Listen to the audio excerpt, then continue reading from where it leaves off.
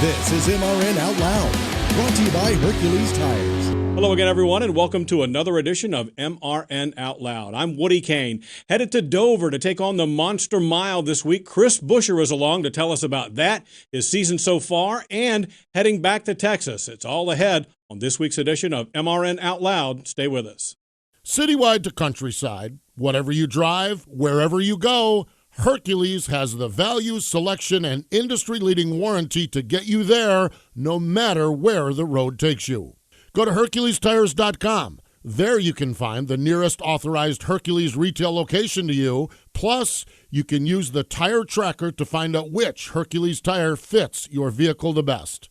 That's HerculesTires.com. Hercules Tires, ride on our strength. Chris Buescher is with us now, and Chris, I was just looking through the stats. Right now, you've got a streak of 2 straight top 10s going on. You're 13th in the standings when 16 make the playoffs.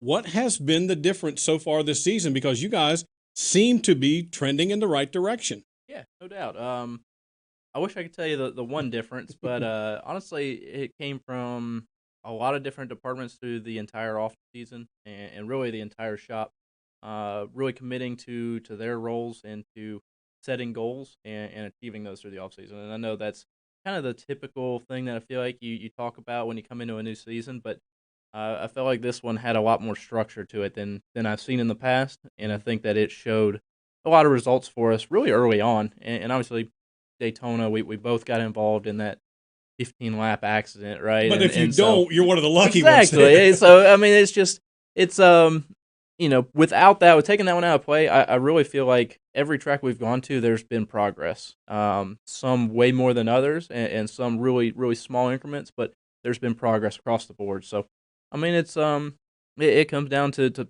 people working hard and finding what we needed to find more speed. And it's some of the fact of being with the team for the second year, trying to get over not having practice and not being able to qualify. And all the things that, typically when you come to a new team with a new crew chief, we can sit there and build that relationship, build that notebook up. We just haven't had that ability to do that near as quickly as years past. So it's taken a little while, but I definitely feel like we've come a long way in this little over a year now, and we're definitely on the right track right at this moment. You're not the first guy I've heard to say it's been challenging when I've changed teams and then the pandemic hit and we can't practice or qualify. So what does that notebook look like compared to what it used to look like, where you don't have the opportunity to kind of, come back into the garage and talk to Luke, your crew chief, and go, hey, I think this might be better or that might be better. And now you're just, all right, try it. So what you're just doing there, you're sitting there talking with your hands, right? And we're just sitting here having a conversation. It's exactly what we do after practice. You're sitting there and you're standing right next to crew chief and engineers and car chief, and we're trying to discuss what we're fighting, what we need, what you're trying to get out of the race car. We don't have that. It's after the race, you get done, and that was your practice for the next one that's going to be somewhat similar to that racetrack, right? So 1.5 miles carryover, or Phoenix was our practice for Richmond, which is going to be our practice for Loudon, perhaps. And it's just it's tough. We're not the only ones in the scenario. I realize that there are a pretty big handful of drivers that have come from the Xfinity Series coming up and are in a new boat, switching teams. It's around, so we're not alone. But it made last season harder than my rookie year in Cup racing. In my opinion, it was just extremely difficult to find that rhythm and find the right place to start on a lot of weeks. And now it's feeling like, well, we've been there, done that. We kind of know what we're up against here now. Better. But then NASCAR throws you a curveball and puts a bunch of new tracks in there, too, that you haven't been. But at least you're going to get practice. I like those. And, for me, I've been to a couple of those. So I've been to Road America on the Xfinity and the ARCA side. That's a cool track. I love Road America. I like road racing in general. It's not my background, but I love doing it. And so I was excited to see more road racing come into our schedule. I've been to Nashville testing Cup cars when I was 16 or 17, somewhere around there probably. What, you were testing Cup cars at 16? Yeah. Wow. I guess I was testing. How'd that happen? I mean, I was still in the Roush development program running ARCA. Yeah. And, you back in those days there, they were You were just walking around the shop and they said, hey, grab that kid. Well, kind of, yeah. I remember me and Grant Enfinger went to do some of the 5 mile testing together. I mean, it was whoever they could find to get in and do it at the time. Me and Colin Braun were running out in Arizona at times. I mean, the Cup Series was running wide open. They were still testing to some extent as well. And that's back when teams could test almost whatever they wanted to do. I don't remember the exact, but I mean, it was a lot more than now, right? So, they just they had a full schedule, so ended up getting to do a decent amount of testing. Then Nashville seemed to be a place we ended up at a lot. Felt like it was always 4 or 8 degrees there when we were testing. I remember icicles falling off the catch fence. We won't have that problem here in a couple of weeks, but it is cool to have new tracks on schedule. Yes, we get some practice. It's pretty minimal in the grand scheme of things. We were actually just talking about COTA. We get our 50-minute practice down there, but COTA is almost a 3-minute lap. Yeah, so I know. It's like what, 3.8 or something like that miles? Yeah. It's massive. It's almost like Road America, right? I mean, it's a gallon a lap, you know? Wow. Fuel mileage is easy at those places, but, easier. I'm not going to speak easier on math, that regard. Not easier racing necessarily, but easier math. But, so I think that's, 50 minutes of practice is going to go quick. You're going to be talking about, less than 20 laps of practice, no matter which way you try and do it. And if you're trying to make changes, you're looking at 2 to 3 runs on track. So it's pretty minimal, but at least it'll get us kind of acclimated to the racetrack in our cars. That's kind of where I wanted to go with you next. You're a Texas guy, Prosper, Texas, a little while, 45 minutes or so northeast of Texas Motor Speedway-ish, around in that range, depending on traffic, of course, which is a different animal now. But going back to your home state for a new racetrack and facing that for the first time, and the AllStar Race is going to be in Texas, I know you're one of the guys who probably had a big smile on his face when the schedule came out. Yeah, definitely. So I'll take any races back home that I can get. But Texas Motor Speedway was home track for me. I've run on every surface there, which sounds crazy to say, but you got the little 5th mile out back, the 1/4 mile on the front stretch. We ran the Winter Series on the road course in the infield, and I ran a Legends car on the dirt track out behind the track as well. So I run them all, and the big track before and after the reconfiguration. So. It's cool to say I've been there and grew up around that place.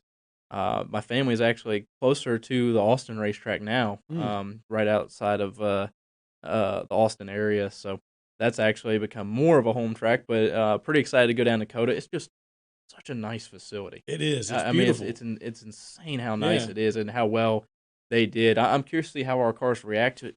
You seen the corner entry, how wide it is? At that place, we could get T-boned. I mean, like that's. Brad Keselowski was talking about that. He said, "Man, so whoever built this thing was determined to make it exciting." They had a different race car in mind when they built it. Let's put it that way. But, there's that little bit of fear that yes, you could get wiped out by a dive bomb or even somebody just getting wheel hop and trying to correct it and going down low, and it's going to create some exciting moments. So, do you have any laps on that track at all in anything? I do. Yeah, I've driven a Mustang around there for an afternoon running a Skip Barber school. So, okay. I do have some laps at least and familiar with it. We got Would you compare it to anything? No, I really can't. I know some guys have said, well, certain parts of it are like this track and other parts are like that track, but you can't really compare it to any one overall. I can't. When you start talking about the hairpins, 1, 11, 12, 15, 20, I mean, all of these corners are so slow and so tight that I don't know if it's similar to anywhere that we go. I mean, we have tight corners. You talk about, going to Sonoma and getting down into 11. It's very technical instead of just horsepower like Watkins Glen. Right, and it'll be some of that, but it's a complete different end. And the corners are so wide. The curbs there were already pretty aggressive in some spots, but I did notice running that Mustang around there that I was like, oh man, we're gonna abuse that privilege. And now they've got those turtles put up, so that's probably for the best because we. I mean, those things you hit them will make your teeth clack together. It's not comfortable. Yeah, it turns our 3,400-pound stock car into a Baja truck real quick, and with not the good landing to go along with it. So they should keep on the graphic the whole time. Professional driver, close course. Do not attempt this at home. Yeah, we need it up on the roll bar just to remind us we don't need to be out there. But yeah, it's I love going back to Texas for any reason I can, but having a second race there for for adding COTA into the schedule and then having the AllStar Race as well. Very neat. So we have got to win our way into that AllStar and lock ourselves in still. We're getting close to it. We're definitely on the right track. So we'll see if we can, before it comes, be locked in and be ready to go out to Texas Speedway and try and race for that. The only constant with the All-Star Race seems to be change, especially in recent years, all the different formats and different cars and things. What do you think about what you're going to be facing this year? Because way more segments than we've had in the past. Yeah, and I remember going through it, and I actually don't remember off the top of my head what it is, but I remember reading through and saying, all right, so this is going to create a lot of opportunity and a lot of unknowns. It is a lot more segments. They're quick, and I think the idea is to try and it's not. I mean, it's quicker than heat races. Short bursts, like it's sprint car racing or something. Right, and so you have to go. The hard part about that is, yes, it will amp up the intensity, but a lot of times it really does take 3 laps to set a pass up to make it happen, right? So in some ways, I don't think it's long enough to get all that you would be capable of, but it will step the urgency up where you're going to maybe try and be more aggressive than you would and induce mistakes from others that you're trying to pass at the same time. So it might open up some opportunities, and I think that it'll be neat to see it play out. But when you start talking about the All-Star and the rules and the way it's changed through the years, I mean, I couldn't tell you what last year's program was. Yeah, your head will spin trying to keep up. I'm spun out. it's exactly it. So if we can get into that race, then you sit down and you really, really dive into what you need to do then. But it's cool to see the changes. Cool to see it go to Texas. I think that track has been pretty neat since the reconfiguration. I know some people don't like it, but I've enjoyed it, so I think it'll be good. I do too. Now, last week, I think it was Ryan Blaney got to take the next-gen car to Texas for a test. You were another one of the guys, just a handful of you who have been behind the wheel of that thing. I think yours was in Florida, wasn't it, at Homestead maybe? Mine was at Daytona. At Daytona. Yeah. So they unveiled it a couple of weeks ago. What do you think about it, and how is it going to be different? I mean, a lot of guys have talked about you'll have more durable bodies like they've got in the Xfinity Series, but mechanically it's completely different. So I'm probably the worst person to ask this question to because I ran Daytona by myself for 2 days, and not really that much different when you're holding it wide open. Radio, trying to find a station. That was it. So without other cars on track, I am the worst person to ask. What I will say is the sequential shifting was a lot of fun. Not that it really mattered there. Had to think about it because my entire stock car career, second gear is back, and you throw third away from you, and you're very pronounced in your movement, trying not to hit first. So it's a hard throw, and sitting there coming through the gearbox, and we're leaving pit road, and you're right to it. We're not riding around our caution for a test. We are leaving pit road, sitting there, and you first, second, and then you go to push third, and you're like, whoa, no, that'll end this test really quick. So that was a little bit of a adaptation that I had to get used to real quick. The brakes, with the standardized brake packages, I think they have 2 different packages for different depending on the course you're on. Exactly. What that leads us to is actually a really big brake package for speedway racing. So I remember trying to make our green flag stop. Started coming down, and I was like, all right, well, this is about time I usually start pumping the brakes, getting some heat in it. And I went into turn 3 and started just laying on the brake to get some heat. And the thing about stop, right there, I was like, whoa, okay, we're going way farther than that before we start lifting. So green flag stops will be way farther into the corner or into pit road before you're actually lifting. It sounds like there's going to be not just for you guys a learning curve, but for the teams to know how to adjust on it. I mean, Blaney was talking about that, saying, we took some of our guys down there so they could see the car, and when there are changes made, kind of get an idea of what they're doing. I mean, everybody's starting from scratch. And in one way, that's kind of exciting because it's a clean slate. I like that part of it. It is a clean slate for everybody. I'm excited that it will be kind of evening the playing field. And at the same time, I like that, I started thinking back into the background into Roush Fenway Racing and Jack and road racing side of things, with Jack Jr. running road racing stuff through the last however many years. Should have some background and some people that are able to lend some knowledge to us and try and help. I know we got some really, really sharp people at the shop that are working on developing everything into that new car now. Everything that we're allowed to. We really just started getting parts. So I think it's going to be really neat. I think the Ford Mustang came out terrific. I'm biased, but I think they they knocked it out of the But park. all on of them that look one. more like the street They do, versions. and that was the point, right? That was Yeah. a big push from the manufacturers and the OEMs to make them look more realistic. And I think that again, I'm biased, but the Mustang really hit home on that one for me, and I think that it's a really sharp race car, and really looking forward to getting on track with other cars.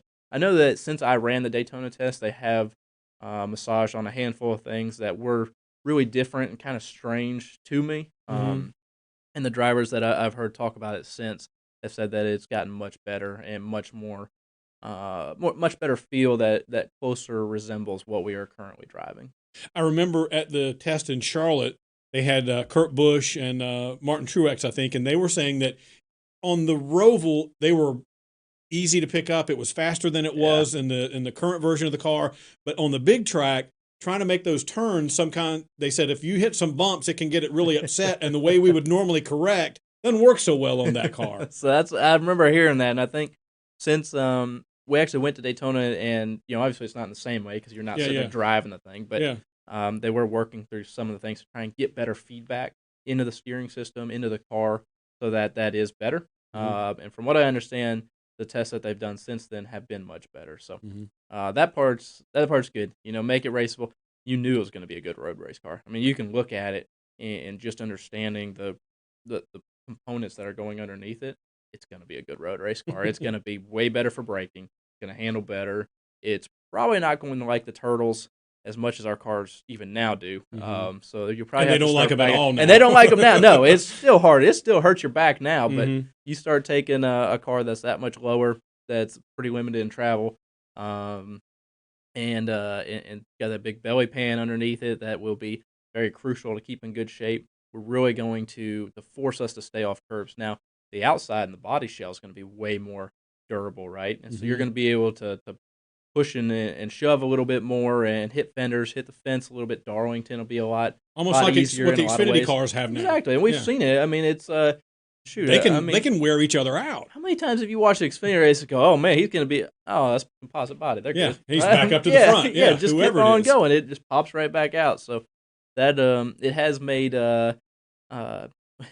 I don't mean to be mean, but it's made some heroes out of some people that were a little bit mistake prone early on, and it might help ours become a lot more forgiving. But it is neat that it does allow the pushing and shoving on the racetrack. I've hated that our fender openings have gotten so tight that you're always worried about cutting a tire, and so you feel like you can't from the lean least on little somebody. contact. It doesn't take anything, and the splitters would sit there and cut into a tire so easy, especially when they were so massive. So a lot of things since we got away from the valences 15 years ago, almost 15 years ago. It has been that long. It's been a long time. So since we got away from that, tires have been able to get cut down so much easier, and it has hurt the side-by-side racing now. So I don't mean to say that the composite body is going to. It's not going to be a make tank. it easier, right. It's going to help us be able to lean on other cars a little bit and use 8 tires a little more efficiently than 4 at and times. Oops like this doesn't end your day. Exactly. Yeah. So and if you still go up there and slap the thing into the fence, it's going to tear it up. So you still have to. It's not like a video game. Yeah. Exactly. Yeah. So we won't have those Carl Edwards sends into turn 3. That's still not going to work with this car the same way it didn't back then. But it was fun to watch him try. It was a blast to watch. But and somebody else still tried in this car too. But it'll probably end up the same way. Let's end with this. Headed it over this weekend. Take me for a lap around that track because guys have described it as everything from a giant Bristol to a roller coaster. What does it feel like to you in the seat? Mine's a roller coaster. That's the one I go back to. It's it is so fast, and the drop off into turn 1. It's just this really light sensation when it loads. It is all you can do. You're sitting there and you're just locked down into the race car all the way through. Come out of the corner of the thing, will spring out, head up to the fence so aggressively, and then the bumps getting in the 3. It doesn't drop down as hard, or it may, I don't know, but all we feel is the bumps. Sit there, go bouncing through there and knock your teeth out. I mean, it feels like hitting turtles at a road course. It's gotten pretty brutal, honestly, and it's not really missable. Like there's not a way to just move out of the bumps. You hit them, just a matter of how severe they are. So it has brought a lot of character to turn 3 entry. and it probably has slowed the track down a decent amount trying to get that figured out, because you do have to do a lot of setup adjustments to get through the bumps, because it is so important to get set up on entry to be able to get off the corner. So it's like a roller coaster. It's just and you get to do it for 400 laps, right? I mean, it's it is cool. It's a blast to get around that place. I like Dover a lot. I like how the groove moves around a lot, especially on those really hot days. Seems to really travel around all the way up to the fence and back down to the apron. So a very neat racetrack. I've got 1 mile from the Xfinity back of the house. Year, yep, the Xfinity so series, got one of the littler miles, but we need a full size. Not quite that small. I mean, and yours is real. These are just replicas. I mean, it looks real to me. Yeah. But yeah, I would like to get a full size miles to put up in the house as well. So we'll look forward to doing that this weekend with our Fastenal Mustang. Going to be a lot of fun. Chris, thanks for your time and good luck this weekend, and keep up the good work. That's the plan. All right. You. We'll take a quick time out, come back, and wrap it up. Sir, are you aware you were going 40 miles an hour? This is a residential area. Sure, but I'm on my lawnmower? Wait, am I getting a ticket? No, I've just never seen anyone top 9 miles an hour on one of those bad boys. And mow their entire lawn in 30 seconds? What got into you? Well, it did fuel up at Sunoco this morning. At Sunoco, we know how to fuel peak performance. We've been doing it for American racing for over 50 years. Fuel your best. Citywide to countryside, whatever you drive, wherever you go, Hercules has the value, selection, and industry-leading warranty to get you there no matter where the road takes you. Go to HerculesTires.com. There you can find the nearest authorized Hercules retail location to you. Plus, you can use the tire tracker to find out which Hercules tire fits your vehicle the best. That's HerculesTires.com. Hercules Tires, ride on our strength. That's all the time we've got on this week's edition of MRN Out Loud. Don't forget the Dryden 400 at the Monster Mile, Dover, comes your way Sunday afternoon. Airtime on the Motor Racing Network is 1 o'clock Eastern Time. We want to thank Chris Buescher for being with us. Check it out this weekend, and we'll see you right back here for another MRN Out Loud next week.